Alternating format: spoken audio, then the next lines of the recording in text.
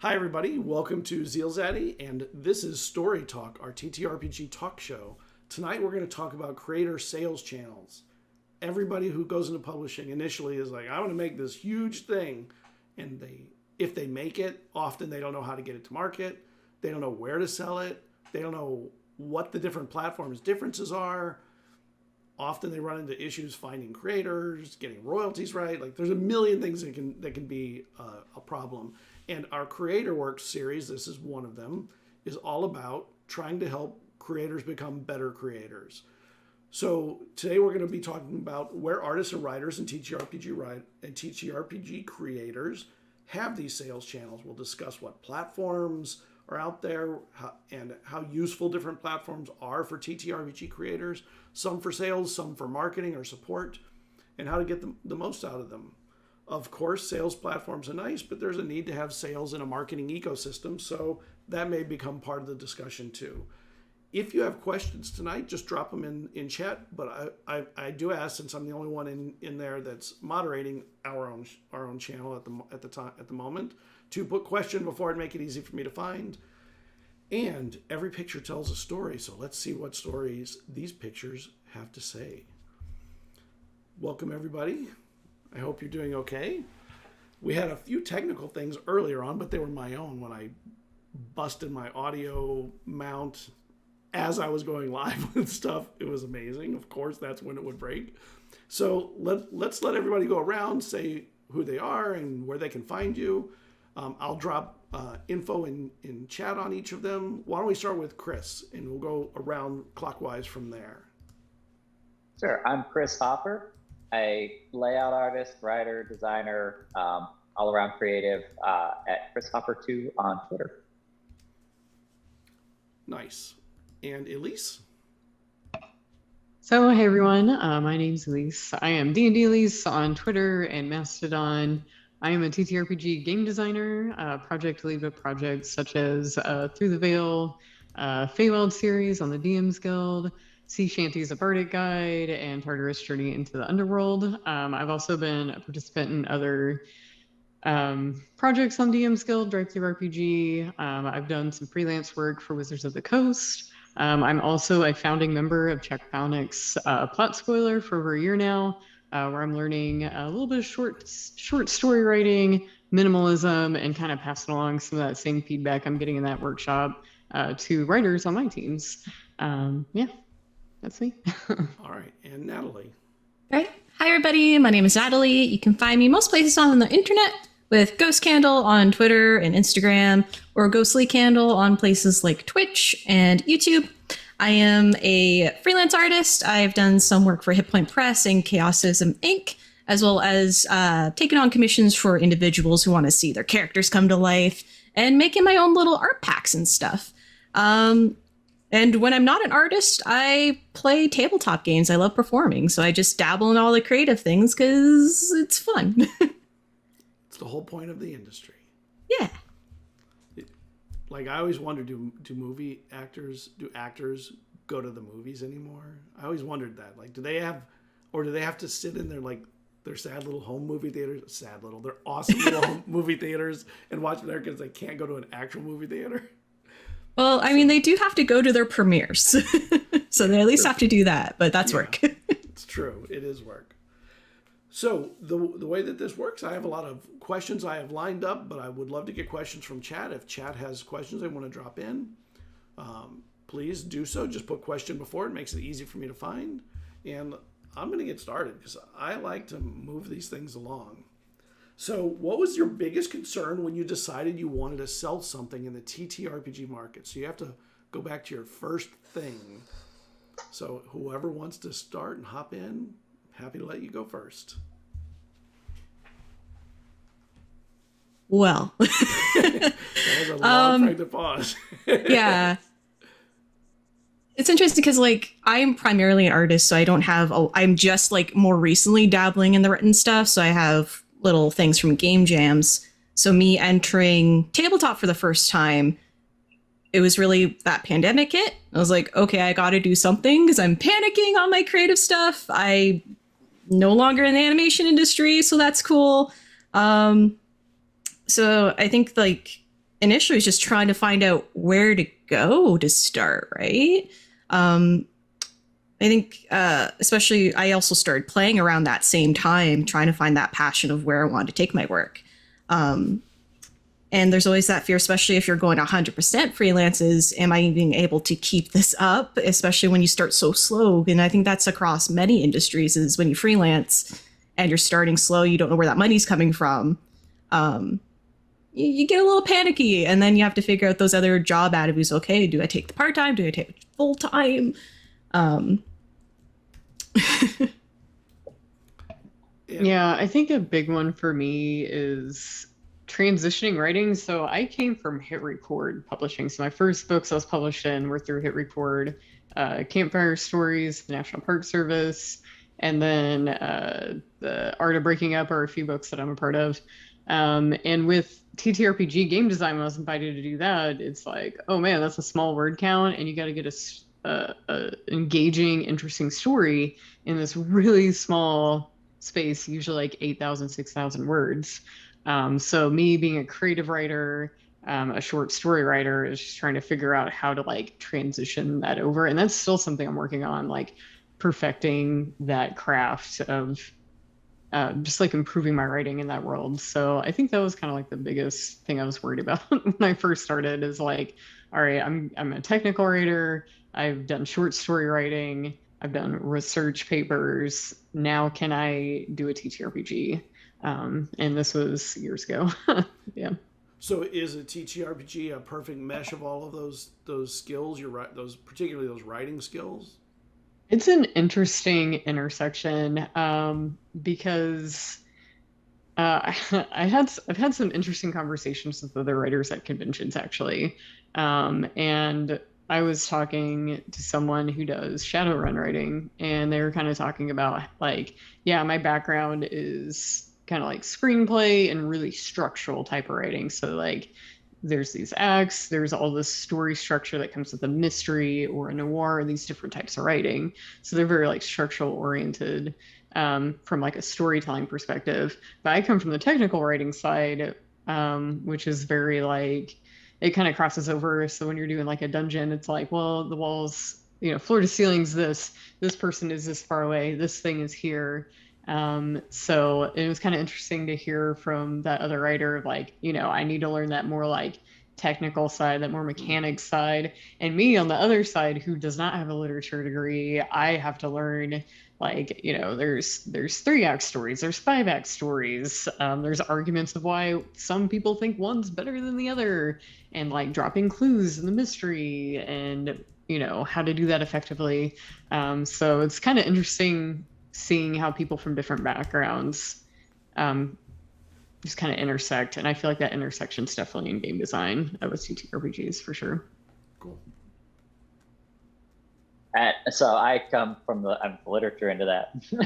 So I have a creative writing degree, and I fell into the tabletop thing actually through Discord. And I could not wait for my first solo book, because I had no idea.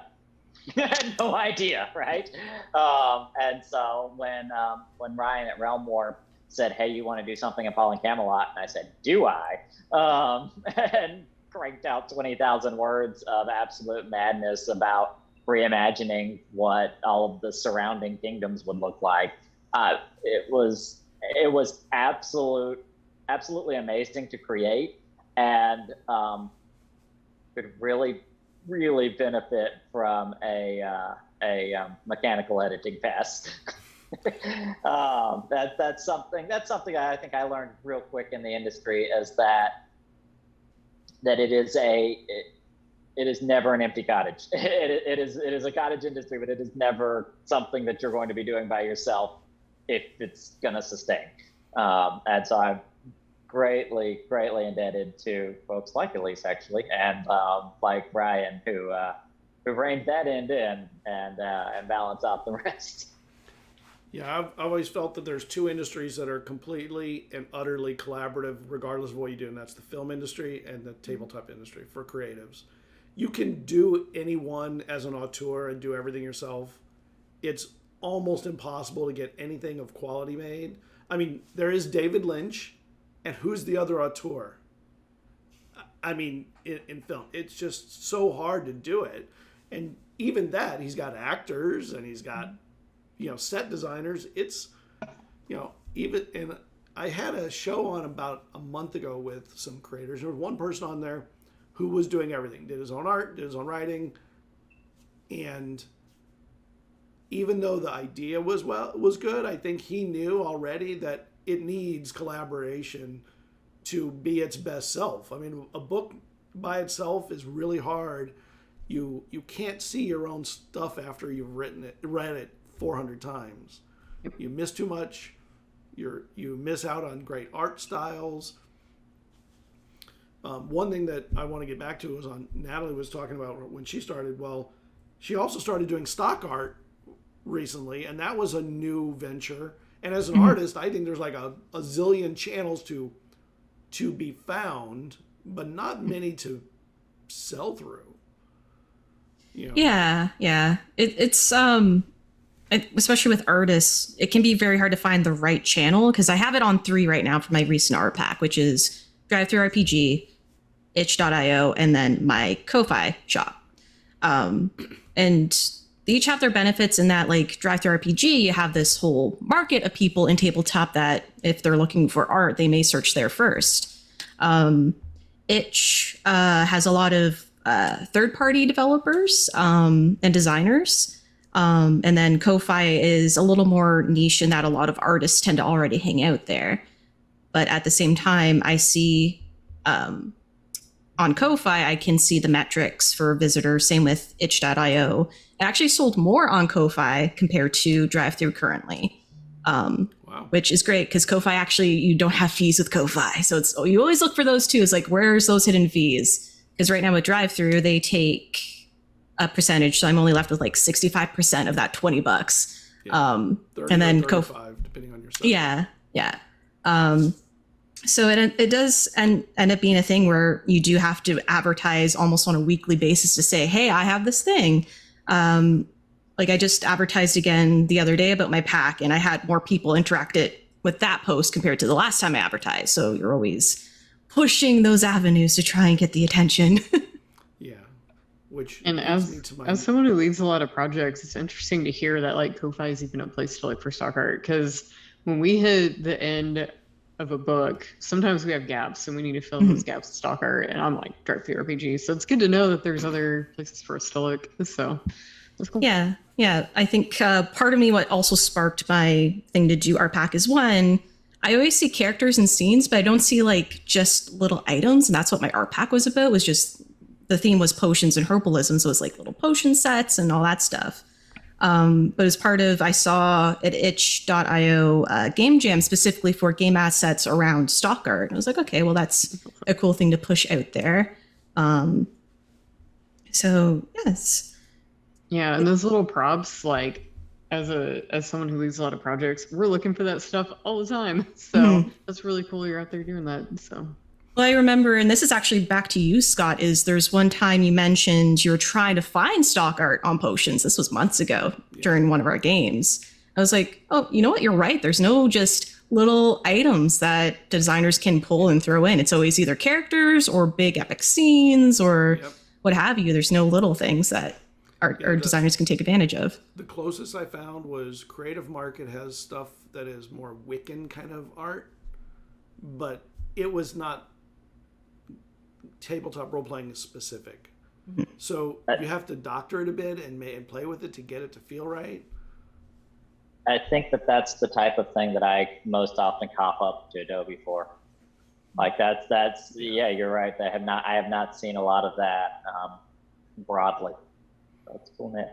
All right, I'm gonna run through platforms and give yourself a point for every one that you have attempted or tried to use as a tool for your marketing. So I'm gonna start with the big ones. Direct sales, which is your own website. TTRPG distributors via going to brick and mortar stores. Amazon. Those are the 3 what I call the megaliths. The next ones down are the big industry players. DM's Guild. I think everybody is going to get something there. Drive Through RPG. And this is an odd one, but it's really for mappers, is cartography assets, which is a good one for people who need assets for building maps. They have map packs for you to use with Wonder Draft or Dungeon Draft or Incarnate or all those. So it's even more niche than all these other ones, but I think all the map people go there. The next one is the destination stores. Patreon, Itch.io, Ko-Fi, Buy Me a Coffee. Then there's the donation sites. I mean, it's crazy. There's a lot of these platforms. GoFundMe, and one I discovered just the other day from Natalie's, Throne, which I had no idea what that was. I was like, oh, I gotta go see what that is. And that's a donation site where people can give you stuff that you'd like off a list. You make a wish list and Super cool. people can buy it for you. Then there's crowdfunding places. Kickstarter, BackerKit, Indiegogo, Crowdfunder. And I know there's a bunch of others. I'll say other for the others if you did anything else. And then there's the VTTs. Roll20, Foundry,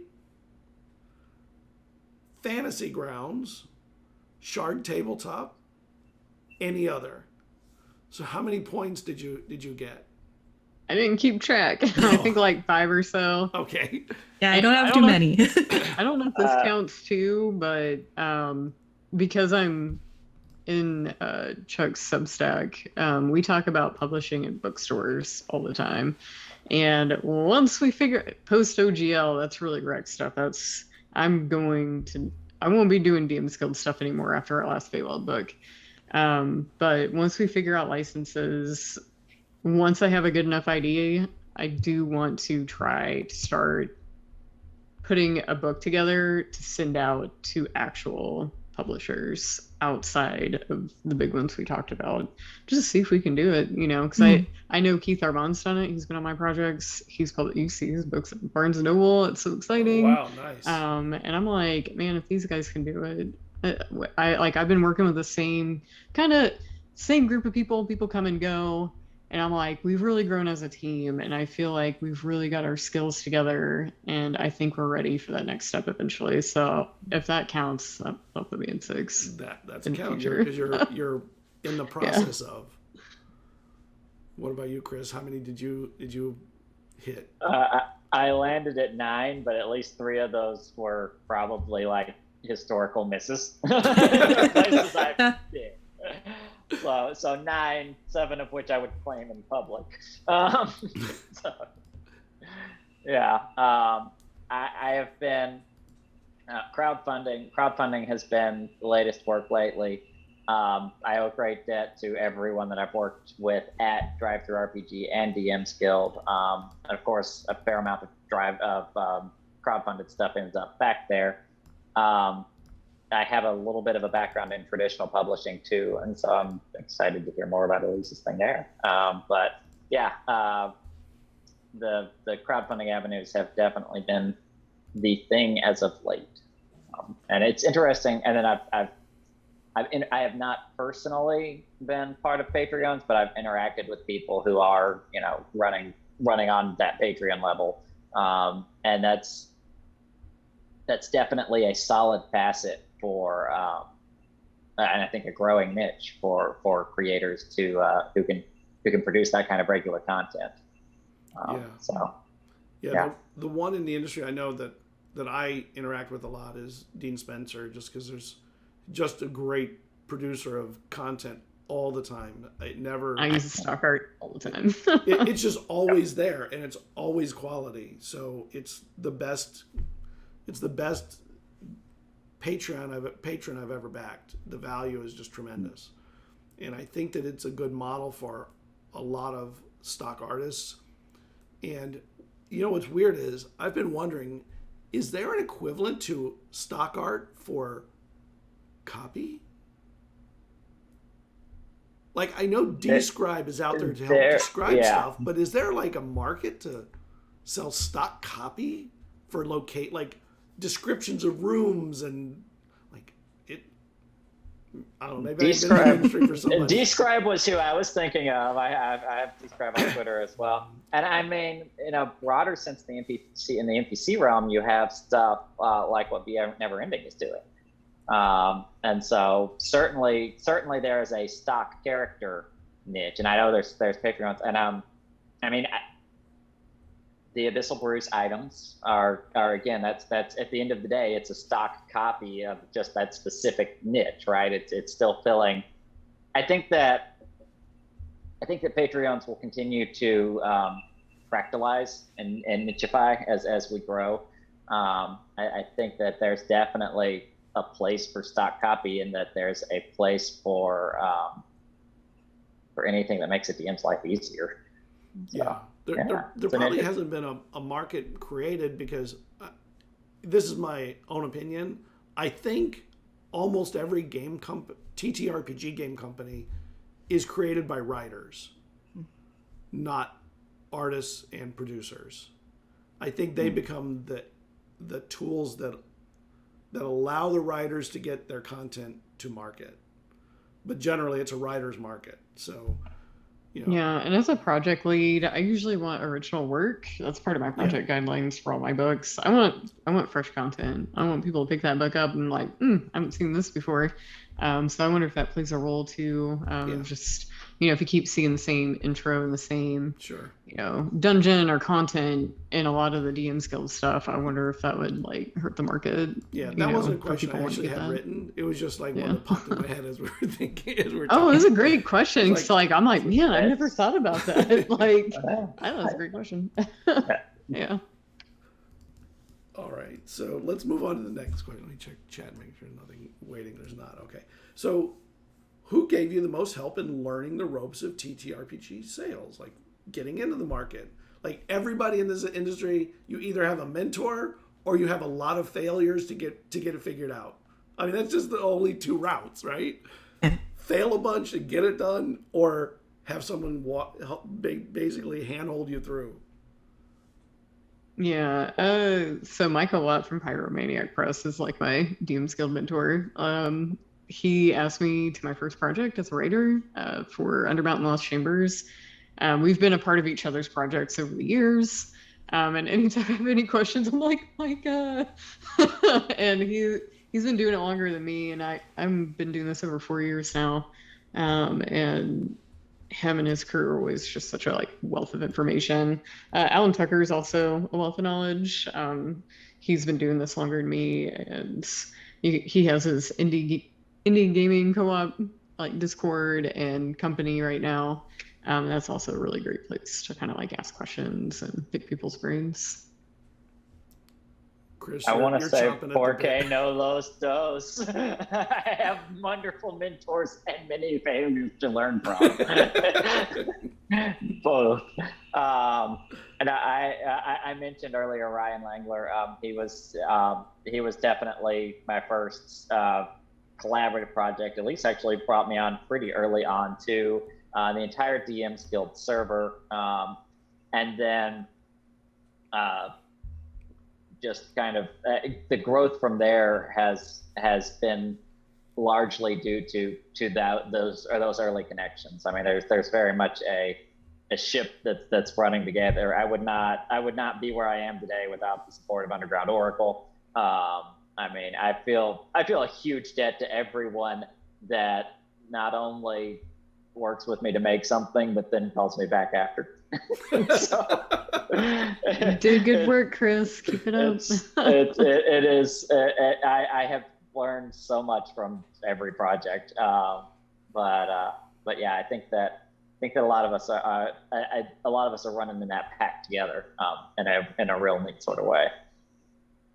Yeah, making mistakes along the way is real. I've done it, especially leading projects. My guidelines change every project. So it's whoop, didn't expect that to come up. So, life inevitably interferes. And what about you, Natalie? Yeah, I think for me, I've had an education through art. Definitely a lot of super amazing advice through folks on like social media channels and Twitter. I'm always seeing such great advice or just giving away for free. I'm like, thank you, bless you, I love it, keep doing this. As well as various Discord groups. Like UO Publishing has their Discord group, The Underground, Tabletop RPG Rising, even from actual play side of things, like I'm part of Girls Run These Worlds and Horde of Tales, where they're always willing to support other designers and artists in the industry. So there's lots of great feedback just when you're lurking about those spaces. And art's interesting where it can feel very secular and individual and alone, but you definitely do improve more when you're able to reach out and go to spaces and show off your work. And especially when you're trying to apply to bigger studios that have a specific art they're looking for. I had wonderful feedback. I won't name out the company, but I had one company where they actually took the time to tell me like, hey, we love your work, but it doesn't quite match. So here's what you can do to improve on that. And we do want to follow you. So just keep trying, keep working, and show us again. And when you improve and come back. And yeah, so it's always like getting stuff like that. That's always nice as a mentor thing. The first time James Introcaso painted one of my creatures, Fred, I learned a whole lot. Help 100%. Yeah, that is honest feedback is worth its weight in gold. Yeah. Especially when you're starting out and you really don't know. Even the things you think you know are probably off. Yeah. At least partially. Yeah. Maybe completely. You can get humbled pretty quickly if you're not used to feedback. Yep. Yeah.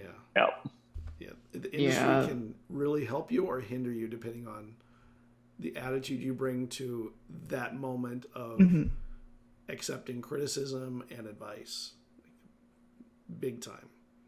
If you have too much ego, I mean, you have to have enough ego to know that you're good at something. Yeah. You can't have so much that you can't take good advice, because if you do, you will level out pretty quickly.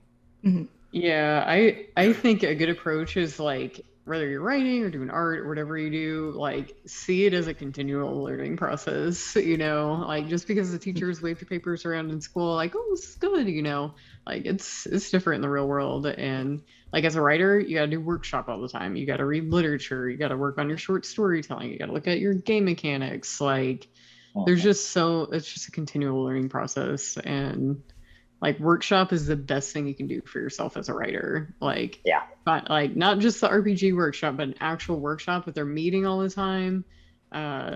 You're in it year round, bonus points, because that's where you're going to learn the most. But yeah, I found that really helpful. Coming up from a creative writing program with the same cohort, there were about a dozen of us in college that went through the 4-year more or less together.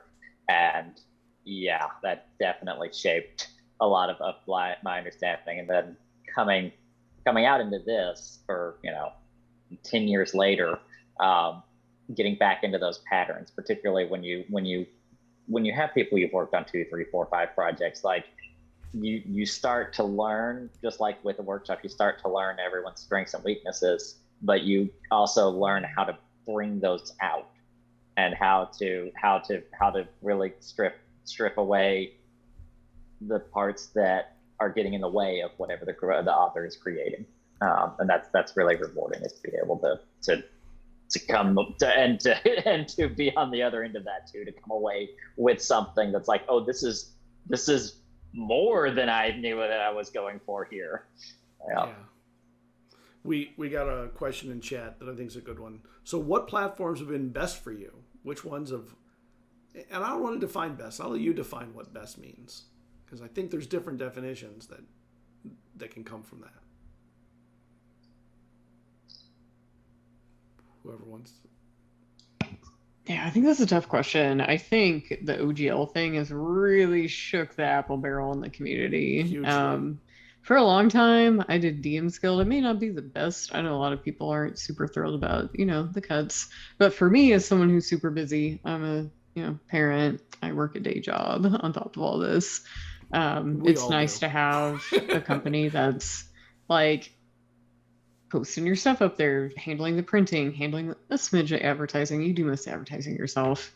But with the OGL thing that happens, it's like, all right, well, this is kind of like a high risk thing for us. So we're kind of looking at what like work, we're looking at the other licensures that's out there. But I'll probably stick with DriveThruRPG because they have the same kind of conveniences that come with that. But I am interested in seeing what else we are capable of doing. So like earlier I mentioned, presenting stuff to actual publishers, see if we can level up our game eventually. But I don't know if one's the best. I think everyone has their own life situations. There's things they like and don't like about each one, but they find one that works for them. Because I've seen people be really successful with Kickstarter. I've seen people be really successful with Amazon or going to an actual like Sage Publishing or one of these big publishers. So I think there's a lot of right paths to the river. I think it's one of the things you said there. I think it's really important to define your goals, because the long tail on something like TTRPG and DM's Guild is wonderful. I love knowing that I'm going to have X dollars per month plus or minus X% for the next year of my life. Maybe not 2, but the next year or so. And being able to see continuing royalties come in if I have the volume is great. I jump in on one itch jam and make a significantly happier figure right there. I love the enthusiasm of the itch community. Sometimes it can be a little hard to get above the noise at somewhere like DM's Guild, particularly when WotC is dropping a new book in our laps and everybody's creating for it at the same time in slightly different flavors.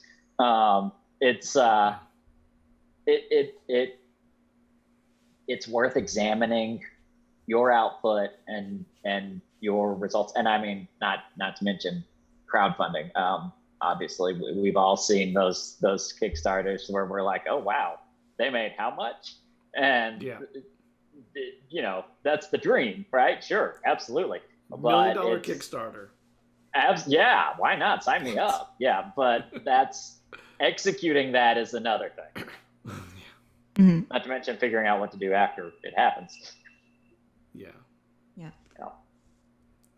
Yeah, I think for me, being primarily just an illustrator, I do find Ko-Fi is like the friendlier Patreon with some extra perks. So you have your shop where you can have stuff, but you also have like your commission page. So if you want to like commission out art or writing, like I've seen various creators use that as an avenue for just little commissions on the side, even voice work I've seen for. You got a blog space so you can make blogs and quick updates, and your goal as well, because it is also a tip jar. So I found I've had pretty high traffic there, though I have seen higher traffic on itch.io, especially with the game jams when you submit to those. But I do like Ko-Fi being such a central place for me that I've had, not just in terms of best overall, and not necessarily, but as an ease of use. That makes it really easy so I can focus more on creative stuff and less on I gotta spend an hour trying to figure out, like it took me a long time to figure out DriveThruRPG for the first time and get my previews up. I'm like, what am I doing? And then some kind person emailed me like, oh, we love your art, here's what you need to do. And I was like, okay. To be fair, I'm very glad I was. Yeah, I'm glad that I was mentored through that process. Absolutely. Talking about those early on people for us. Yeah. So when you realize that a project is too ambitious, what advice do you have to scale back? I don't know if any of you ever feel I don't think I can do that. Elise goes the other way. It's too ambitious? No way. Make it. Yeah, it usually snowballs. Usually, I actually have like a full Google sheets. Every time I come up with a project idea, I slap it in there. And I probably have 50 things now, and it's not just tabletop. There's like video games. There's books. There's animations. All of it. And then I have like, oh, I want to make this multi-setting campaign. Okay, maybe that's a bit much. Oh, let me make this random mixture of locations I want to do for people. Wait, maybe that's gotten a bit much. Here's an NPC. Oh, wait, I want to make all these subclasses now to go with that NPC. Oh. But Yeah. Sorry. Uh, my first tabletop project was let's do 30 adventures in 30 days. So after that, everything kind of feels easy. So your advice Yeah. is don't Do scale it. back.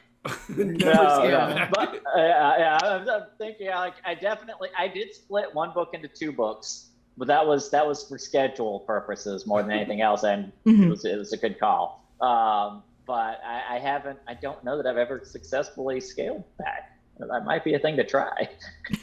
Yeah, I definitely have not. My first project was the Through the Veil, and it was supposed to be like, I was like, oh yeah, just me and like a handful of people are gonna get together. We're gonna do some stock art. No one's gonna care.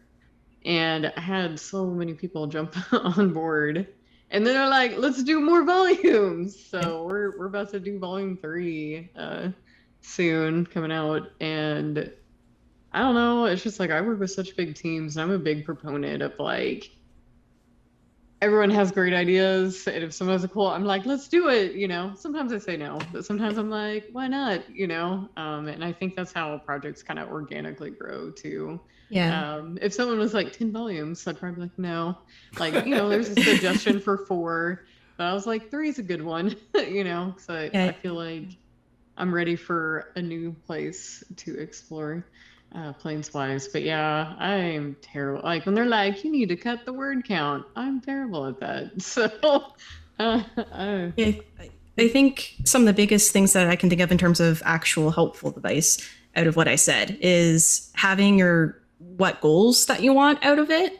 That can usually help you figure out what you want to hit and keep that under control. And that's coming from other industries like video games and animation, where we have the set, you may have a bunch of ideas, but if you do come up with ideas, save it for the next book.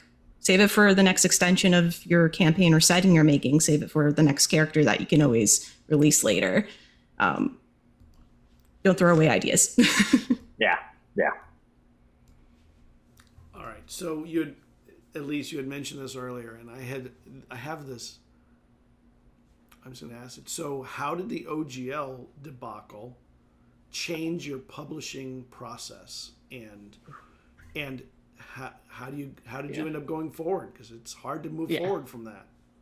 So when the big leak came, I was playing Magic the Gathering at my favorite LGS with all my friends, because that's what I do every week. And I was playing Commander, and people kept mentioning the OGL thing. And I get home, and all my inboxes are exploding. Oh my God, is our project still gonna happen? Are we gonna be able to publish?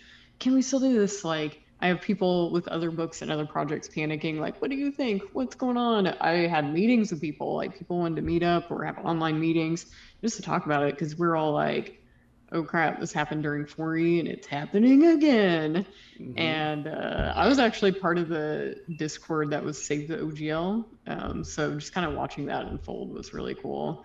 And for me, as someone with a project management background, and as someone who's been leading projects for about 4 years, I think 3-4 years, you know, my risk analysis starts to pop in. So in project management, it's like, you know, you gotta look at the risk, you gotta look at the outcome. Is it worth it, you know? And for me, Wizards willing to do that to the community, the third-party community. And even though they took it back, it can happen again. It can happen at any time. And with us, I have Through the Void, which is a follow-up of Through the Veil, which was going to be Far Realms, but now is going to be just pure Lovecraft spookiness, not on the DM's Guild. We're in the middle of writing for that. And it's like, okay, well, if the DM's Guild goes away, what do I tell all these writers that are in the middle of writing? What are we going to do? Me, I don't like to give up. I'm like, oh, we're going to find a way to publish this. We'll go somewhere else, you know, which is what we're going to do. But I had to pause on production. So it's still paused right now. Well, we got to research licensure. We got to figure out, you know, are we going to do drive-through RPG or somewhere else? So on the back end, it's a lot more heavy lifting I have to do. It creates a huge delay in our production. And this is a 3-book trilogy I want to have come out, you know, and I planned this because, you know, we already got 3 books out on DM's Guild.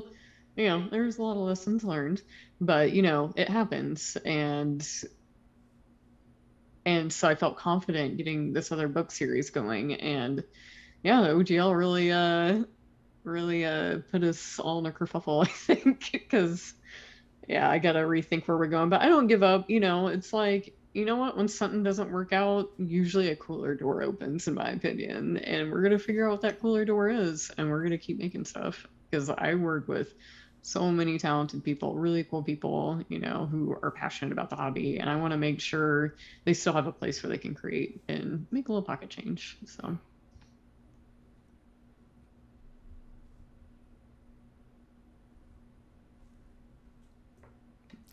Chris, you look like you're afraid to answer.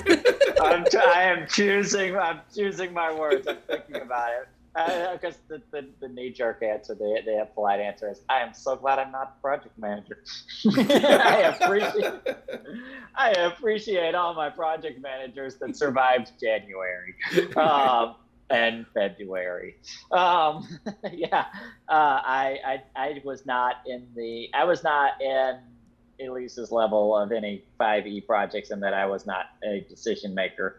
I was the guy waiting for the decisions to get made. And so, yeah, it sent some waves. And I definitely appreciate the pivots that I've seen. I think that the community will be better for it. I agree with that. When I say the community, I guess what I really mean in this context and what we're talking about here is the industry.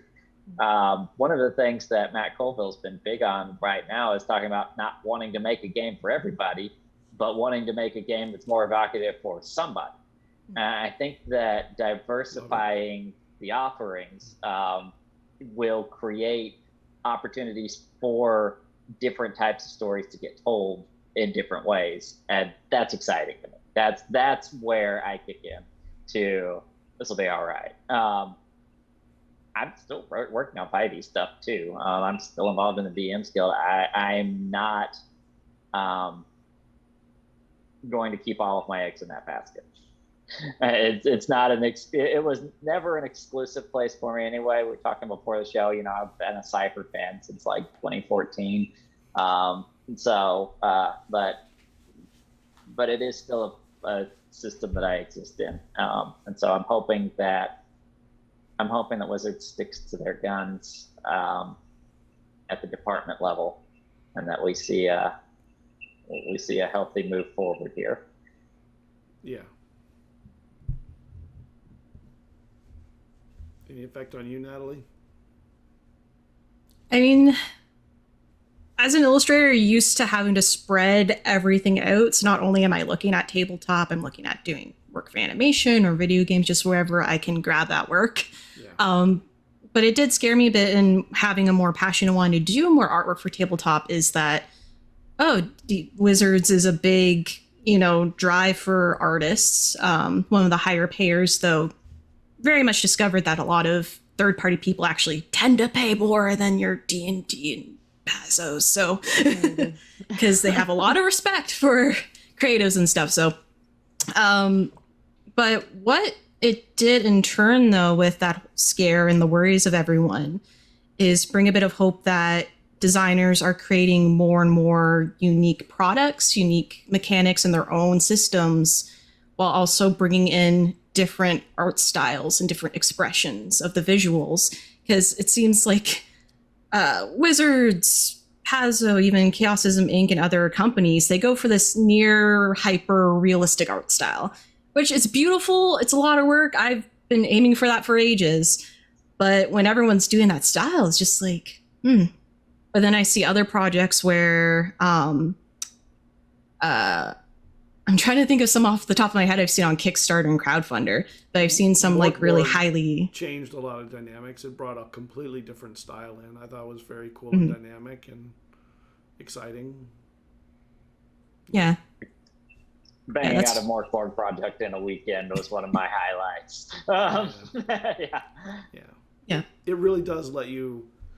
This, as painful as it was, I agree it will be healthier for the industry going forward, that the pie gets spread out amongst what will essentially become several big players instead of one or two, and hopefully there'll be some mid range, some middle players and smaller players, and it becomes less homogenous in game types and styles and looks. You know, from an illustrator and design perspective, you know, they'll all want to differentiate some more so than they were in the past. Because in the past, everybody tried to look like the ones that they were aiming for more so than they are now.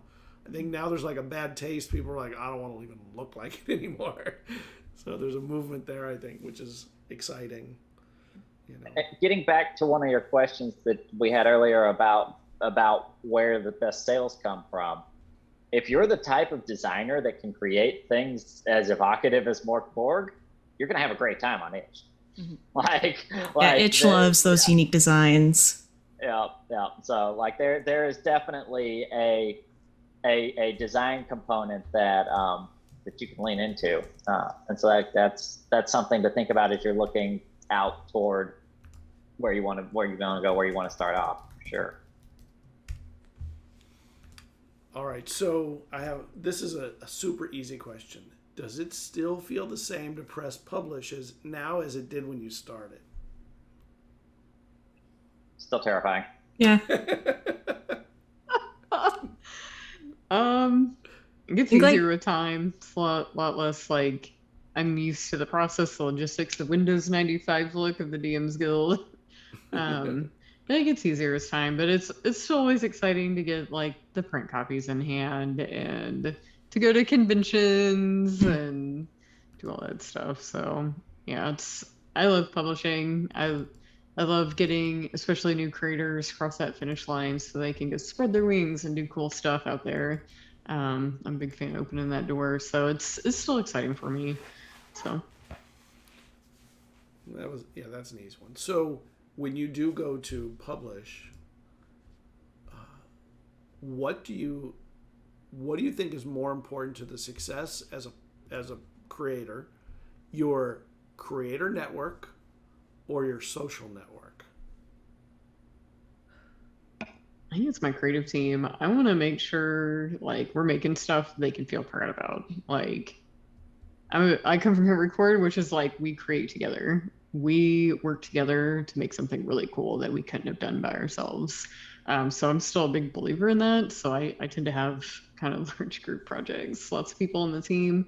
But I don't know, I want something that they can have printed in their hand. They can show their family, they can show their friends, they can take it to convention, something they can be proud of. So I think that's the most important part, is just like, look at what we can do together, motivate new creators to get out there and be like, well, I got published to this gal, maybe I can go publish something, you know? And that's the best part. That's the most rewarding part, is seeing people get other gigs, get other jobs, make stuff, keep coming back to my projects, like all good stuff.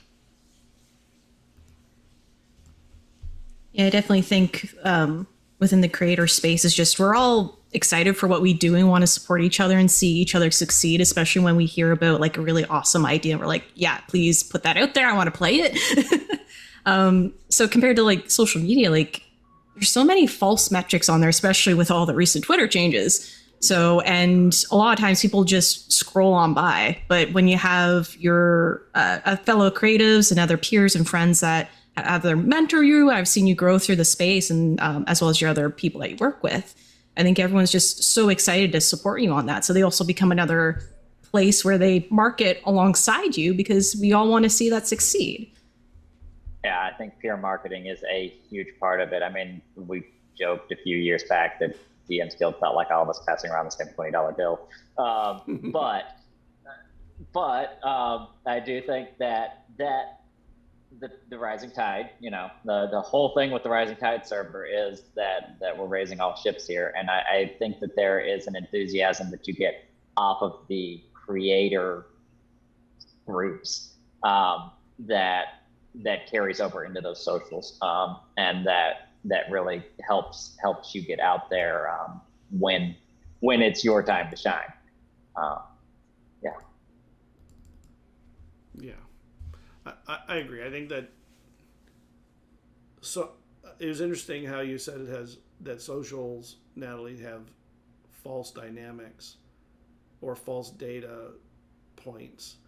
I actually think it's not that they're false. They're just too easy to misread, and people want to read into them what they want out of them. I think the only thing that really matters on social is if you're engaged and they're engaged with you. If you're an engaging person, people will find your engagement worthwhile, and they'll stick with you even through the Twitter debacle. So many debacles. Start the year with 2 major ones. Yeah. It's kind of amazing. Well, we're about to hit 9:30, and I think we're going to take a break. During the break, I run Kickstarter information. I drop in a bunch of links, so you can, if you see a Kickstarter you really think is exciting, you want to check out, jump on the link. Some of them are coming soon, so you're just signing up to get notified. Some of them are live projects. I hope you back some projects, because we all love cool projects to succeed. And we'll see you in about 5 or 10 minutes, somewhere in there. All right. See you in a few minutes. Hey, everybody. We're back from our break. Oh, and welcome Ghostlight RPGs with the raid coming in right now. And earlier there was a raid by Paradise RPG. Thank you for that raid also. We were just in the middle of the questions, and I was like, I don't know if I want to stop in the middle of the answers. I hate missing the answers or breaking a good train of thought that's leading to something interesting, which all of the trains of thought are leading to something interesting for the most part. All right. So if you have questions, just drop them in chat. Just, I would like it if you can put question right before it, just so that it's easy for me to find. I'm rearranging my window, bring up my documents with my questions and stuff. That's why I'm not looking at the camera. Now I'm looking at the camera. So let's get back to the cool stuff, which is, of course, everybody else but me. I'm like dull. Oh, you're included. Come on. All right. As a creator who works with other creators, what interests you in another publisher's project? What draws you into working with someone else? I just want to do art for people.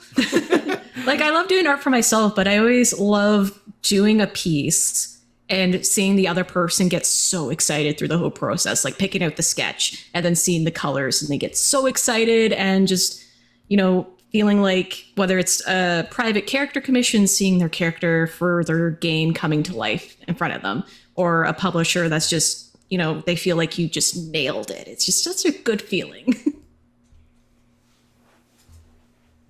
So I think everybody's got that heartbreak or TTRPG in them, right? Everybody's got that one that they want to tell, but that they're afraid to tell because they're going to crowdfund it, and that's going to make like a thing, and then they're going to be heartbroken forever. I live to make those heartbreaker dreams actually happen. I don't always succeed at that. I should disclaimer that I don't always succeed at that, but I love the moment that this world that has been just a couple of people somewhere in a remote corner is something that 200, 300, 500 backers are like, this sounds amazing, please give it to us now. And that is super rewarding to see, whether it, regardless of genre, regardless of platform, regardless of system, the moment that creators' work becomes something that resonates past their social is just so rewarding to be a part of. I think there's 2 answers here for me. Time is a big one. Like, I'm always super busy. Day job, writer's workshop, kids activities, conventions, events, etc. But when I do have the time, I really like projects that have really unique ideas, something that maybe hasn't been done before. Anything with wizards and high magic is also something I enjoy. Sci-fi is another big one. So if it's like a setting I'm interested, well, I'm really interested in almost any setting, but just something that's new and unique. But when I have the time, I try to jump in on other stuff. So, but if I've ever said no to projects, nothing personal, it's just like, I'm so busy, I'm sorry. So. Yeah. Yeah, they can eat you up with time if you let your other stuff falter, your like life stuff falter. The game work that you're doing suddenly will falter also. You can't keep your mind right. One of the things that you were saying, Natalie, was that you love that when the commission comes in, but have you gotten a creative director's creative brief on art before you started yet? Because I know you're new in the industry. So did that dampen at all your enthusiasm for doing the art, or would it increase it? No, though I'm new into tabletop, I've like through schooling and other projects, I used to be a graphic designer before, so there's briefs like that. Animation, you get used to being told exactly what you need to do. So having a brief for me isn't too dampening in my creativity, because I always there's the sketches that I try and nail on point, and I usually give at least one that's a little different just in case. Because a lot of times too is that, especially art directors, they want, when they pick out an artist, they want to see your little bit of creative flair, because they looked at your portfolio, they know what you're capable of. So sometimes they just want to see what little bit are you going to add to it that's going to make it different from the other person that they could have hired. So I always offer at least minimum 3 sketches, if it's especially big pieces, but I try following that, get a little silly, and then whatever they pick. Majority of the time it ends up being the one you weren't too excited about, but you're still happy to do. That usually happens a lot with art. The one if you do too much, they end up picking the one you didn't like. So don't do too much. Just give them what they want. Yeah, in the old days as a designer, one thing that we were told, and I never agreed with it, was give them something that's bad so they have the red herring to complain about, and then they'll like what's good. But inevitably, someone will pick the bad. So I was like, oh, I'm not doing that. I will never do that. Yeah. So you always... Yeah. You think it's a dangerous. 25% chance, but just it being there makes it a 50% chance. Yeah. I always want to make sure you're excited about it at least, or you're willing to do it. Yeah, exactly. Yeah. Do any of you use data of any kind to help you determine what you are going to produce next? Or is it all what you're thinking Absolutely of? not. No. I see a lot of people jump on that, like, oh, this new book's coming out with Wizards of the Coast. Let's do that. Like me, it's different. I look for gaps. So when I did the Feywild thing, there was like almost no content on the Feywild. DM Skill or D&D had like a book in 4th edition. That was it. A couple paragraphs in 5e. So I was all like, let's fill in that gap. But when our second book came out, Wizards put out a book. And all of a sudden that gap started to get filled real fast, which is really cool because I love that plane. Really excited to see all the stuff come out on the DM Guild. So it's like, all right, what other gap do I need to fill? And it's also got to be something I'm interested in. And, sometimes I put some feelers on social media, like about ideas like, hey, blah, blah, blah on this plane, and just kind of see, what other people think. But I mostly just publish stuff because I want to, and it may not be the most popular thing, and sometimes people like it, and that's cool too. I'll give you one that needs to be done. The Dreamscape. Okay, go on, Chris. I can see you're ready. No. I was thinking, kind of like Elise said, I'm not sure we're a big enough pool to be data driven.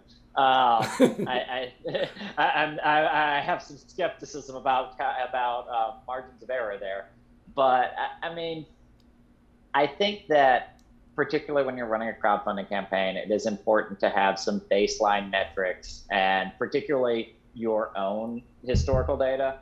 But it is definitely worth noting that you're only racing yourself. Like, if you're considering yourself a publisher, if you're making work for an audience, your audience is your audience. It doesn't matter who Wizards' audience is. It doesn't matter who MCDM or Cobalt are attracting. Your audience is formed by whatever your voice or your brand is bringing in. And there may be some overlap. It's a Venn diagram because we all love all games. But that doesn't mean that you change your brand based on the performance of some other. I think it can be informative, like just listening to what gaps are out there, because some people be like, oh, I really wish this thing existed or that thing existed. And sometimes that does spark an idea in you. But for the most part, you just need to follow what you want to do, what your heart tells you to do, because that's when your passion shows and people see that passion, and then they just get excited along with you and want to see what you make at the end. If it's in constellation, nobody I've ever asked that to has ever said, oh yeah, I use it to determine all my stuff. Like, nobody's ever said it. Because I just don't think it's the right industry for it. We're not targeted. It's an interesting challenge. they Yeah, all and I look feel at like data. stuff that's that run of the mill, doing it because it's cool, it's usually crap. So, like, I don't know, like too many superhero movies. It's just, it gets old after a while. So it's nice to see something new and fresh and exciting. That's why I think Thor: Love and Thunder was awesome, because it's like, it's superheroes, but it's like a totally different spin and humor. And, Yeah. you know, not everyone liked it, but it's nice to see something new out there. So, Yeah. Do you like marketing your products and your services? I wish I had a marketing team. But I don't have the money. Yeah. It's a lot of work. You asked Sometimes I don't want to do it. you asked two very different questions there. They are I too. love marketing other people's products. Yeah. I am not the best at marketing myself or my services. I have been very lucky with word of mouth, but turning oneself into a brand is a whole different ballgame than, look at this book I made. Yeah. Yeah. It definitely feels like you're wearing multiple job hats. So you're one person, but then you have to do work of like 5. Especially if you're a freelancer where you're like, okay, I have to market my skills. Oh, I have to market my products. Oh, but I need my 6-8 hours to actually work on things through the day. And I got other work I got to focus on. So I enjoy marketing, as Chris said, other people, because I love the stuff that comes out of people. If someone else could just do all that for me, let me sit here and draw my stuff. Yeah, that'd be great. Like, I love the convention side of things. That's the fun part. Yeah. Like, Yeah. being guests at conventions, running games, seeing people excited, meeting other creators. I love that part. But man, when I got to do a book launch, it's like, goodbye to all my time for the next week or two. Because you're on the computer, you're doing the social medias, you're doing the emails, you're talking to reviewers. It's always fun. But it's a lot of time. It's a lot of effort that goes into that. And yeah, all those companies with marketing teams, I wish I had one of those. So, But would you trust them with your brand? yeah, because if I had a company, I'd be part of the hiring process along with whoever else is doing that, and make sure it's all good people. Because, like, I got a really cool creative team. Everyone's really peaceful and cool, and everyone gets along. It's this great group. And I think if I expanded, I could just keep adding to that really cool group, you know. Well, but pipe dreams, I'm not starting a company or anything, but if I did. Well, that's what branding is. It's creating a culture that is exposable with respect. You know, you get to show how cool of a company you are, and your logos and your color palette should be reflective of that. You know, not the other way around. You know, that's one thing I always find very interesting is in this industry, brand matters, I think, quite a bit after a certain threshold of following. Early, the brand is really a specific person generally. In most cases, it's the writer and or the lead artist on a project, and then it becomes the company's products become the brand and the culture around it. Like, I think MCDM built a brand not around Matt Colville, but around the culture of the company he built around himself. And I think that was a very responsible, exciting thing to watch happen. And the Kickstarter, I think, was a reflection of the brand and the culture, not even necessarily the quality of product at first. People trusted the product would be great because the culture of the company said it would be great, of the people he was building. And I think that, it's not often you get to see a company go from nothing to something really big and see how that brand turns into something. I think there was some really cool to do. It was really cool to watch that. And, I'd love to see many more companies do that. I think that, if you surround yourself with cool, fun to work with people, and they bring their qualities to it, not just their technical skill, but their passion for it, their expertise that is just more than just creative or more than just technical, you'll get really cool products all the way around. So, all right. So what is your biggest challenge as a TTRPG creator now, and what was it when you started? Because I don't think they're the same things in a lot of cases. No. time management now. The time management is the now. Okay. Time management might also be the then. Yeah. I think, I mean, that the broader thing now than then, it was time management in both cases, but now it's learning to say no. Elise was talking about that earlier, learning one's own limits, particularly in a realm where everybody's doing cool things. Like, I can't think of a project that I've heard of lately that I would not love to be part of. And like sitting around going, man, how did I miss that one? And then I realized I missed that one because I'm already cranking on these, these which are, 20 hours, 30 hours, however. So like it's learning how to project manage yourself, learning how to dice up those deliverables, to stick a schedule and to know your limits, is both hugely important starting off and probably a work that never ends. Yeah.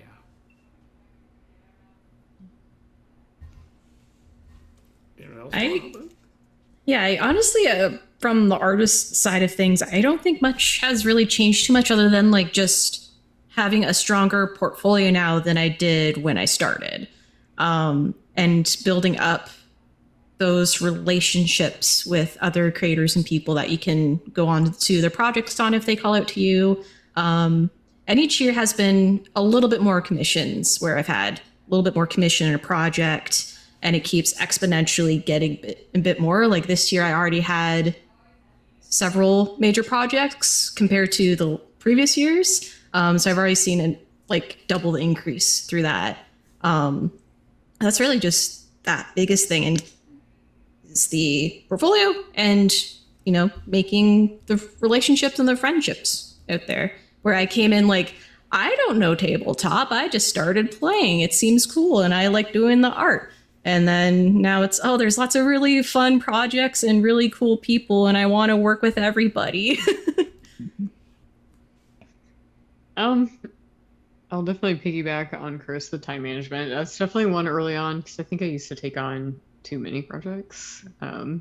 And I still have to deal with it because I just had to move to a new city mid-production. And finally I was just like, at this time I'm moving into a house where I don't have an apartment staff fixing and cleaning everything. I'm the maintenance staff now. So that's been exciting, and has included the use of a Sawzall, which is a story for another time. But I think now the big one is just I guess just being a better writer. Because I had industry level feedback where I was like, oh man, I got a lot to learn. And that's what actually helped me find the writer's workshop that I'm in with Chuck. And reading literature, I'm trying to improve my writing game. And not only am I improving my stuff, it helps me give better feedback whenever I do editorial for other people. And it's stuff I can pass on to my teams. So just kind of, taking that lifelong learner approach, even if you think you're here at writing, you can always go a notch higher. Always don't stagnate, keep going.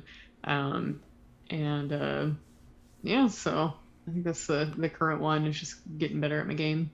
Do you still find time to pay attention to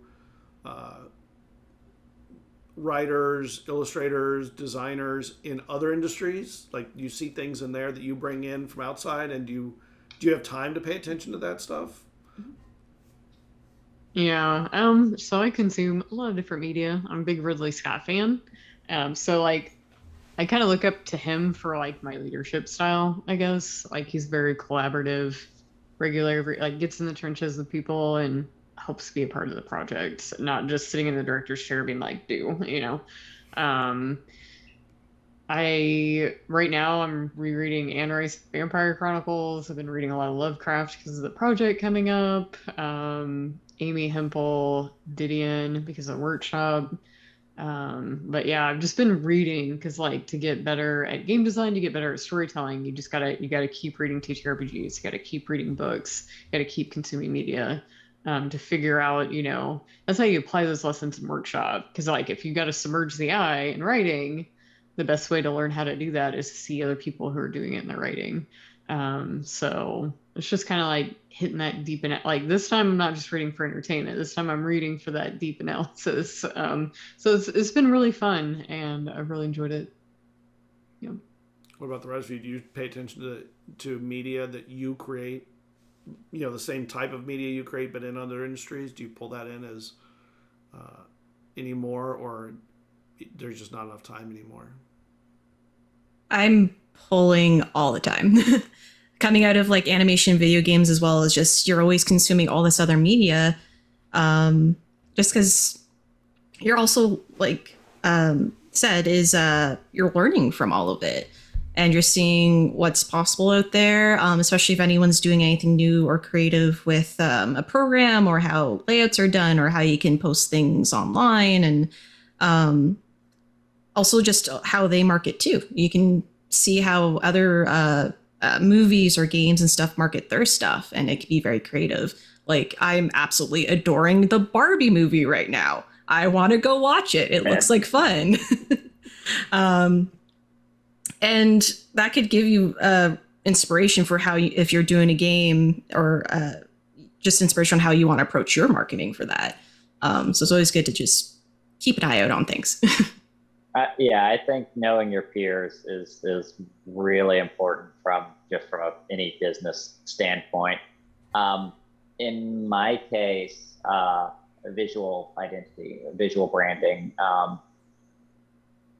people who play Cthulhu already, people who come from a 5e background, people who are Blades fans, all have very distinctive visual styles that they bring into any new book that they pick up. And whether or not the writer and development team that I'm working with is creating that direction, the product that's sitting on the shelf is going to be influenced that direction. And so being able to help navigate the difference in tone between steampunk and crystal punk, or between League of Extraordinary Gentlemen and Hellboy, like these are all nuances that you think, 1% of the population is going to know this. 1% of the population of the U.S. is still 3 million people. Like you are going to resonate with somebody, whether it's for good or bad. So you want it to be good, and so consuming with a critical eye, reading with a grounding in the process is I think a big skill for any indie pub, anyone that is operating in a creator sphere, because nothing exists in a vacuum. So as creators, what are the most interesting trends you're seeing with the other publishers, the other creators out there? After OGL, I feel like it's pure chaos. No, It is pure chaos. That's it kind of sure is, a trend. but Dozens of new systems entering the market. yeah, I think just seeing people being interested in creating new systems, maybe starting their own companies, seeing what they do when they try out these new licenses, because I like the last 5e thing or 4e happened, and they pushed all the third-party people off. We got Pathfinder. We got all these other great brands that make TTRPGs that we see today. What other brands are going to come out of this in the next 5 years? That's exciting.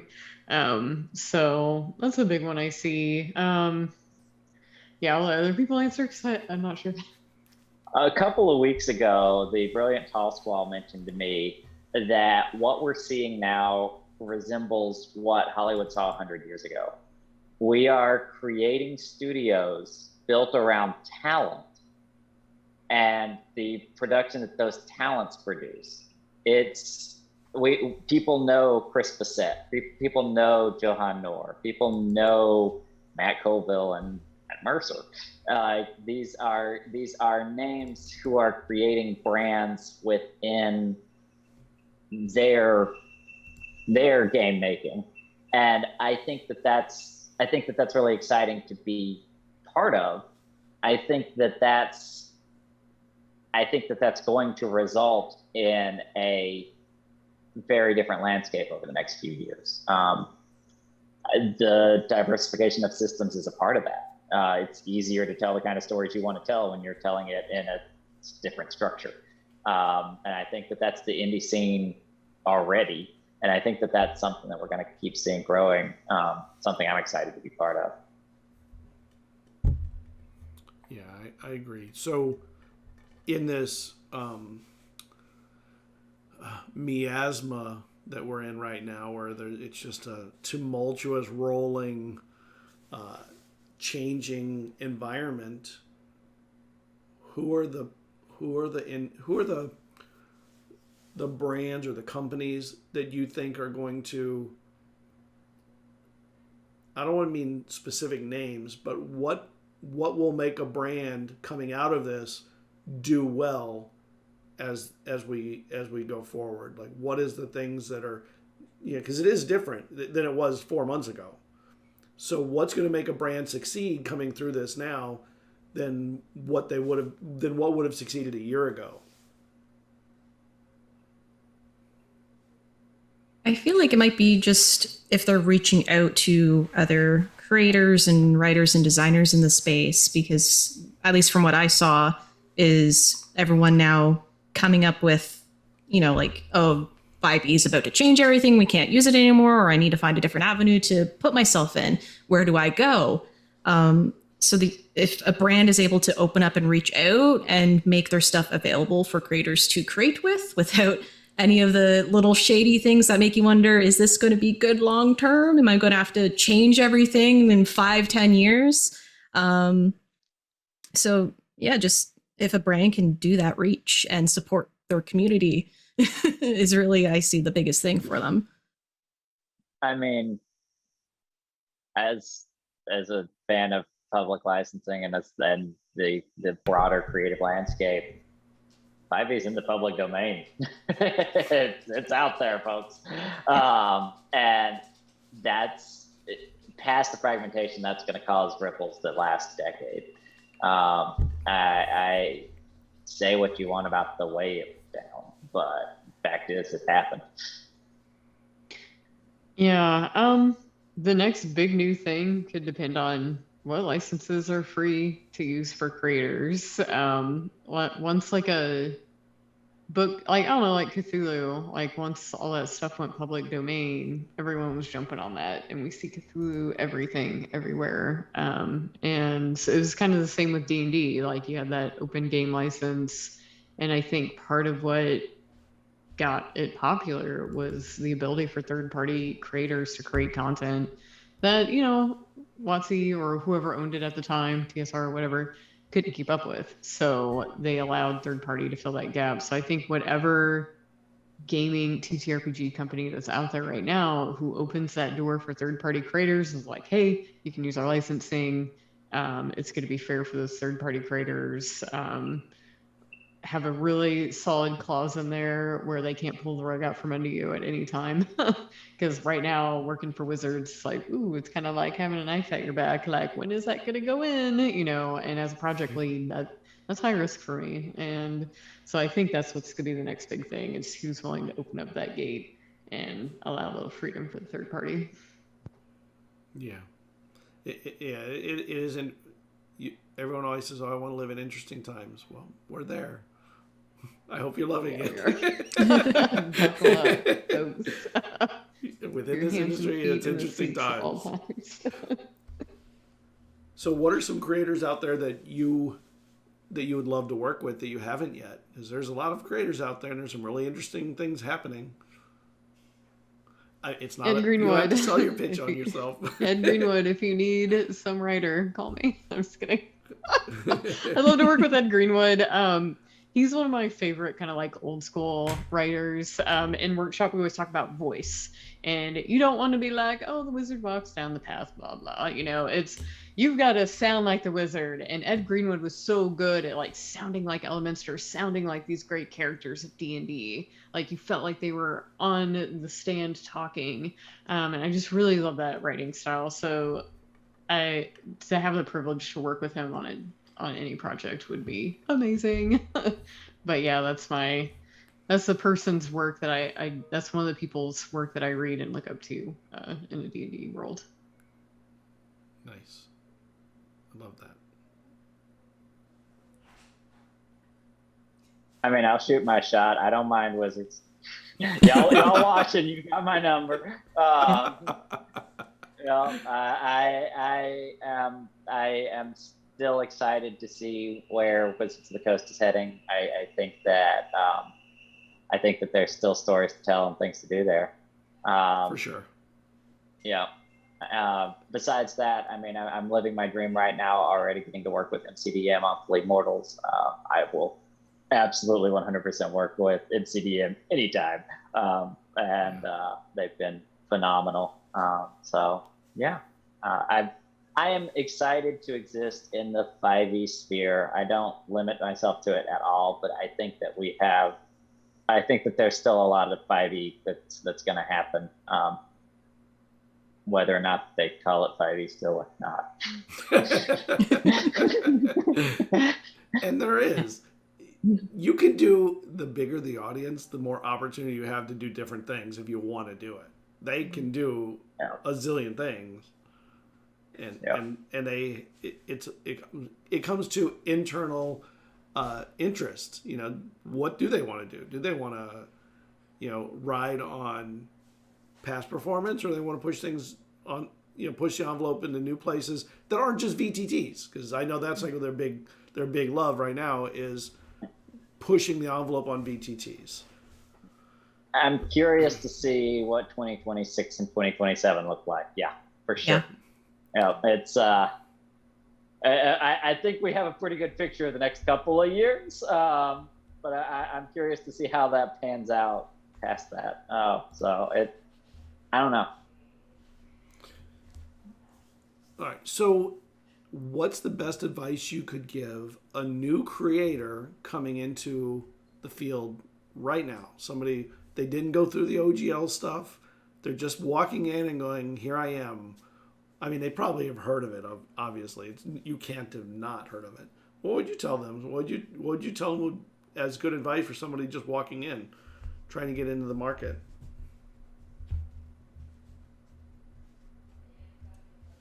I will say Go, please. I'm talking too much. I'll say for the artist side of things, decide what it is that you want to work on, which works for any creative industry as an artist is you don't want to be aiming for an art style that you hate. So just embrace your own art style, look for the companies that you admire and want to meet up to that, and just continue learning and working on your portfolio because it's a long process either way. It's always going to be a long road.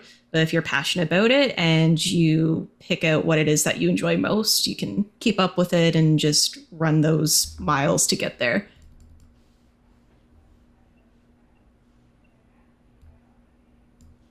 Like I was jumping in to say, embrace the suck. You're going to suck at this. It's okay. We all suck at this. Keep doing it anyway. Yep. Keep doing it and you'll make it. Something will land. It might take 2 books. It might take 20. But you're going to get better after every single one of them. Yeah. That's such good advice. I like that. My big one, A, don't be afraid to try stuff. B, if you can join a group and let someone else lead the project so you can kind of learn the ropes, that's a great way to learn because there's people there that you can ask questions to and kind of learn through them instead of having to like find out the hard way. Whatever game you want to write for, know their style guide. If you don't have it, don't be afraid to email and be like, hey, I'm really interested. Like I saw DnD says I could write, for Pugmire. Like, and I think Pugmire's things on there, but let's say it's a game that's not, email them and be like, hey, am I allowed to have a style guide? I'm really interested in writing blah, blah, blah. And just know it because it'll set you up. If you ever get that industry call, you'll be glad you knew that stuff. Another big one, keep social media presence, all online presence professional. Don't be bullying people, don't be cussing people out, stuff like that. Because when I do onboarding, part of the thing that I do as a check, because these are strangers sometimes, I'm looking at how they treat other people online. Are they professional? Are they, getting along well with others? What do they look like online? Because I'm just a small indie game designer and producer, but I'm pretty sure the industry does the same thing, like as a hiring process. So kind of keep that stuff in mind. But yeah, like a lot of websites like DriveThruRPG have all kinds of like templates and starter materials. Some of them are free, which is really great. If you're excited about Pugmire, find out where the groups are that design Pugmire is and jump in, and ask folks how to get there.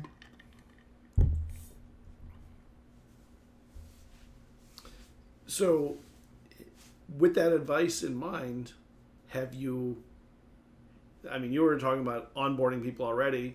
Have you brought people into the industry that weren't in it before? Me, yes, big time. I try to intentionally leave a few seats open in all my projects for new creators.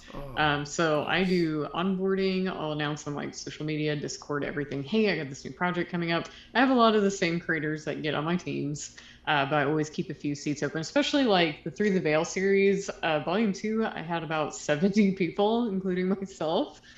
So because of the kind of content we're writing, there's a lot more room to have a bigger group involved. And everyone on my team's really welcoming. If anyone has questions, they're really good at like offering advice in a very healthy way. And I don't know, I'm just really lucky. I got a great ecosystem when it comes to the Discord where we make stuff.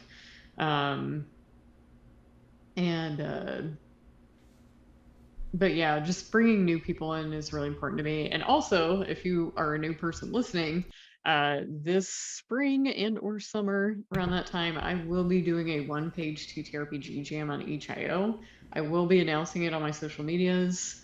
I will have channels in my Discord, which this is the way to get the invite. It's invite-only Discord because I've had trolls in the past.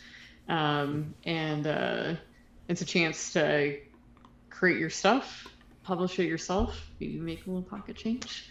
But yeah, and it's a great opportunity. Even if you've never written before, you should jump in. So.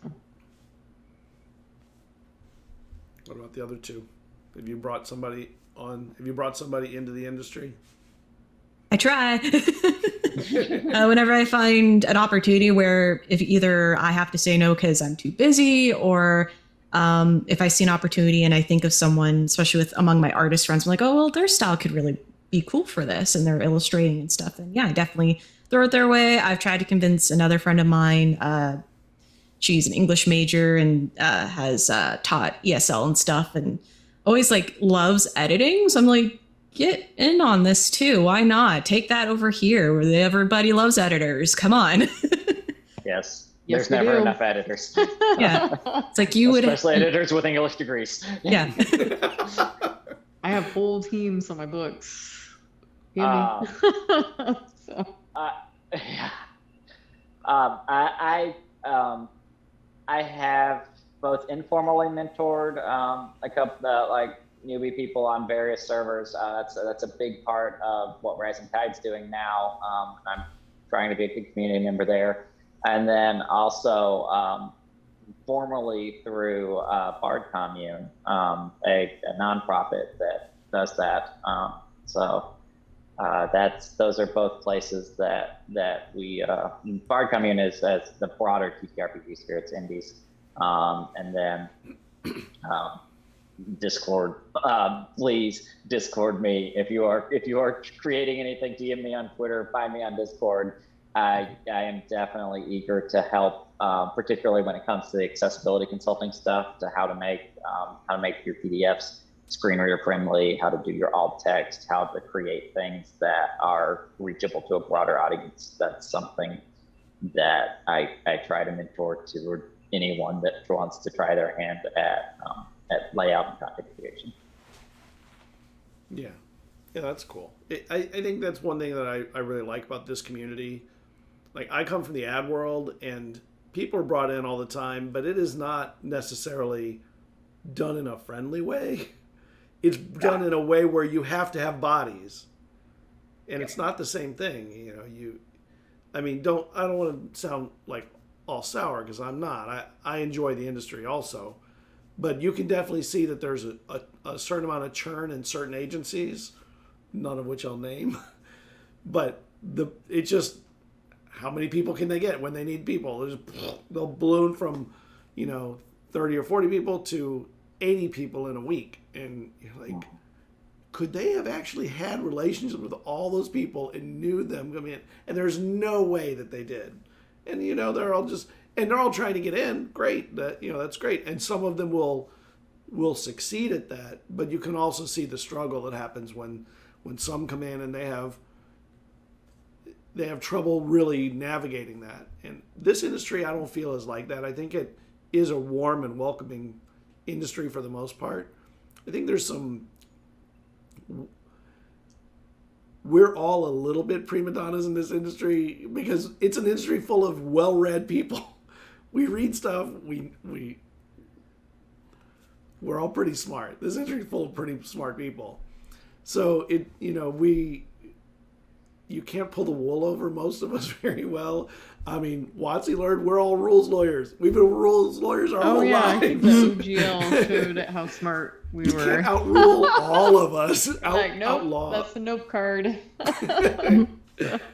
My blue player. Yeah, you have to go through it. So, yeah, I think that's really interesting. I think it's a beautiful thing that the industry does, that we really do pull a lot of people in. I wish the industry, one thing that I think groups like MCDM and WotC do is they're raising the pay scale for people in the industry, particularly MCDM. They're doing some really good things with increasing pay to what would be good pay in a non-niche industry.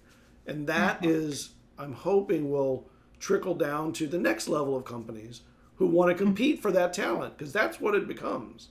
And but that will also potentially lead to increases in pricing on some of the products. But I mean, we're putting out 300-page books for $24.95, and we've been doing it for 15 years. I think they can afford it.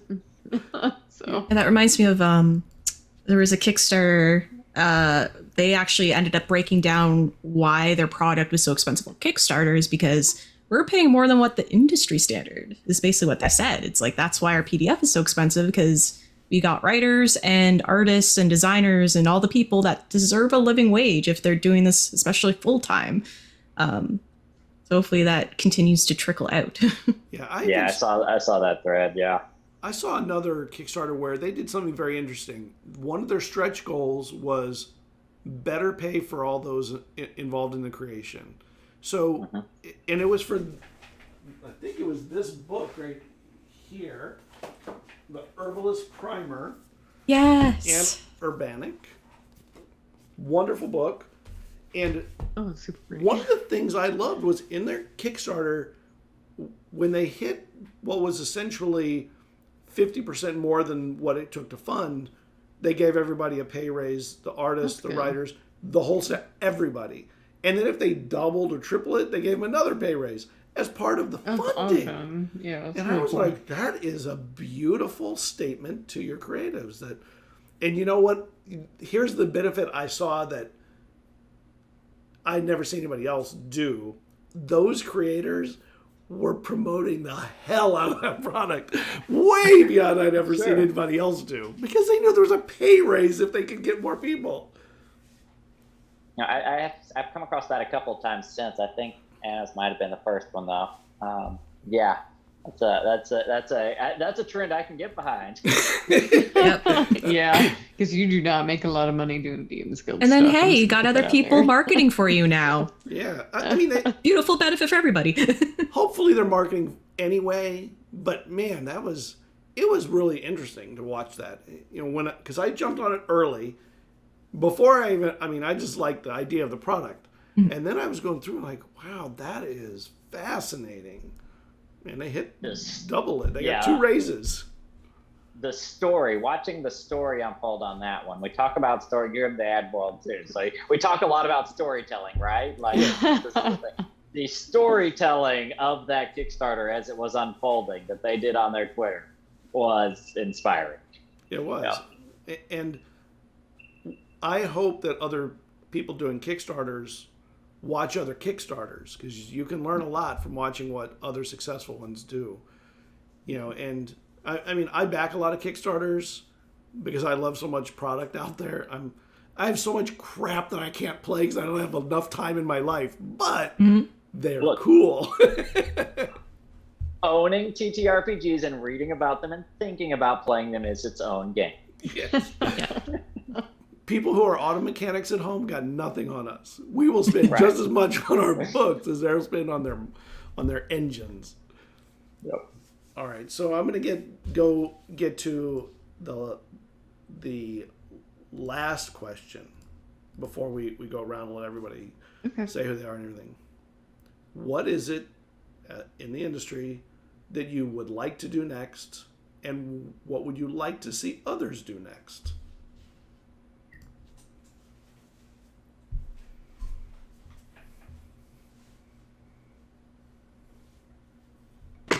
I guess I'll go first. I think I already kind of said mine. Like, eventually I want to get a book or a series of books, get a group of creators together, get it built, and submit it for actual publishing with like a publisher that sells to Barnes & Noble or just like bigger, like, because right now we're super indie, and it'd be really fun and very exciting for folks who've been on a lot of my projects to do something like that for them, and give it a try.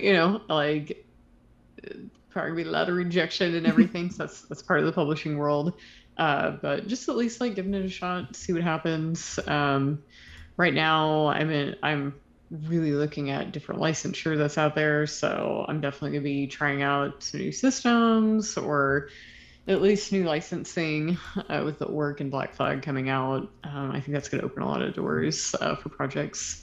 And for other people, that's a good question. Just people keep creating, if you can put your content license on DriveThruRPG so people can create content for it, that is so helpful for people like me. So, yeah. Yeah, you'd like to see more licenses opened. That'd be nice. Yeah, and just more options on DriveThru. That'd be nice. Even though there's a lot, but more is always better. I think for me, I've got 2 or 3 exciting projects coming up this year. I've been really blessed the last few months, and I'm just really, really excited about some of the places that I'm going. I hope that I get to see/be part of some of the indie publishers that I'm working with growing into those publishing shoes. I am seeing some motion happening from, you mentioned earlier, Scott, that in a lot of ways this feels like 2007. In a lot of ways this feels like 2005. We are on the brink of a lot of exciting growth happening, and knock on wood, hopefully it won't be a bubble. And I am very excited to be a part of that with some of these companies that are really forming companies, going from that at home, like this is a side hustle for me too, going home from that at home thing to them being able to go full time, being able to grow. And I am just super pumped to be whatever part of that I can be with them as they grow. For others, I guess that was also for others in bad directions. But besides wishing growth for others and hoping to get to be part of that, for others, broadly speaking, I think we were talking a little bit during the break about the education sphere and youth outreach and talking to kids and coaching events. I am really, really excited to see, as tabletop role playing as a hobby opens up, curation and organization around that, working to open doors and build bridges for people that might have been gatekept in the past. And so making this a hobby that can be enjoyed by literally everyone is something that I'm really passionate about, that I'm really excited to see conversations happening on a lot of levels, whether it's us presenting at South by or at South by Southwest EDU, or Wizards sending boxes to more and more campuses and libraries. Like I'm pumped to see that diversification happening. Nice. I think for myself, for the current stuff, for publishing, I have an open schedule. So if anyone needs an artist, I'm your girl. For personal stuff, I mean, currently I'm participating in the Ironsworn Game Jam just to test out writing stuff for that. I used to play it. I have an entire season dedicated to Ironsworn, playing it solo. I have my next art pack I'm working on that's being centered around scrolls and tomes, like in books and stuff. So all those little, like my other pack, basically just items that maybe artists don't necessarily think about when they're doing art stocks, but designers do want it.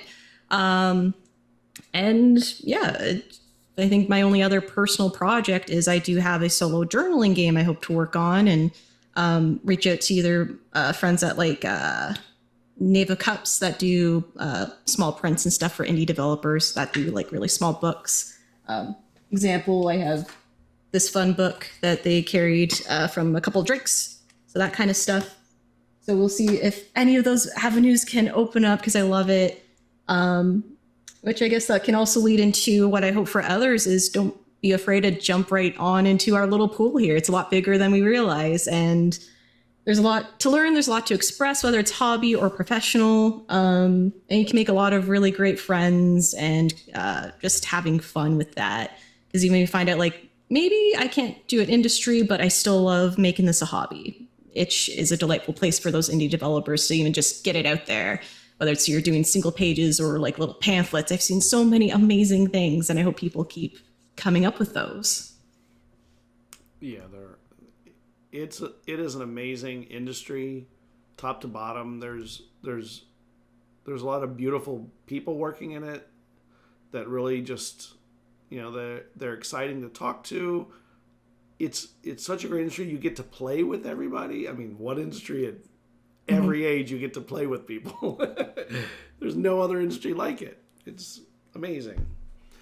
Let's have everybody say where they can be found and what they're doing. I'll drop your links in. Let's go backwards this time. We'll go counterclockwise. We'll start with you, Natalie. You were ending it. We'll go with you. Yeah, for sure. So, hi and goodbye, everybody. I am Natalie. You can find me mostly on the internet, Ghost Candle, Instagram and Twitter, or Ghostly Candle for YouTube and Twitch, because I am a variety streamer on the side when I'm not doing art stuff. And if you do want to see any additional things, Ko-Fi is the best place. So that's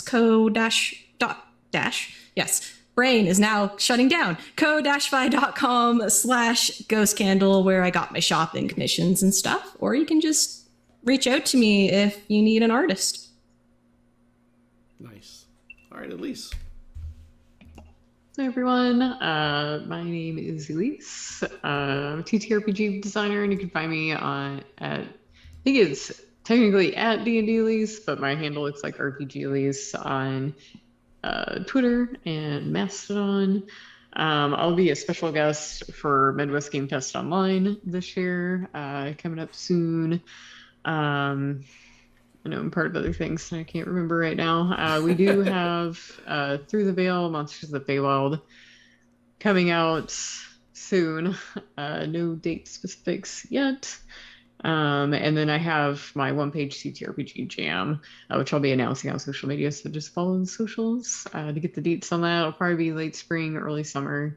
But yeah, that's it. So thanks for having me. Awesome. And Chris? Chris Hopper. I am a layout designer, accessibility consultant, graphic designer for Kickstarters, crowdfunding, tabletop RPGs. I want to make your books beautiful, so please reach out to me at Twitter at ChrisHopper2, or linktree/ChrisHopper. Other than that, catch the Underground Oracle Kickstarter for my latest work. Haro is running through the end of the month. And we, just so everyone knows, we're partners with UO. We're publishing. We're always promoting their stuff because they make great stuff. I love Elise's work. When I get their stuff, I usually, most of the time, write a review of it because I find it so good, so interesting and well written. And Tartarus is still in my head. I think it was really an interesting idea to create, that version of hell. It was exciting. I'm Scott, and I'm one half of Zealzaddy, and we create an urban setting called Vadishar through small releases. We're in the middle of transitioning to Cypher from 5e, so it has been about 3 months since we've put anything out, but we're pretty close to our first Cypher release, and I'm excited about that. So keep your eyes peeled, and we will see you next week on the next episode. I don't remember what it is off the top of my head, but I'll post about it soon enough. Good night, everybody, and we'll talk to you later. Bye. Bye, everyone.